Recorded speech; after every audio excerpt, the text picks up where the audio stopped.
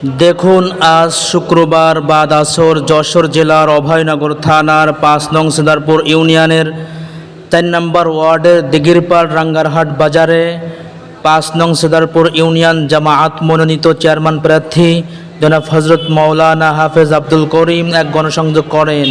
ভিডিওটা সকলে শেয়ার করে দিন।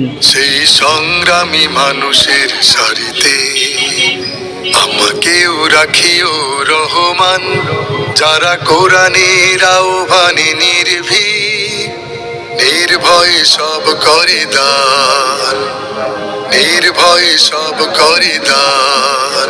সেই সংগ্রামী মানুষের সারিতে আমাকেও রাখিও রহমান, যারা কোরআনের আহ্বানে নির্ভয়ে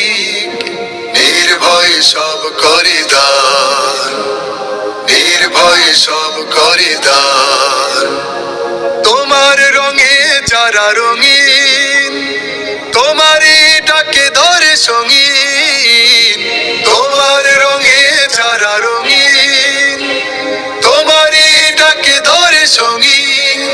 যারা সকল শক্তি দিয়ে দাঁড়িয়ে থাকে, সকল শক্তি দিয়ে দাঁড়িয়ে থাকে, মিথ্যার করে অবসান।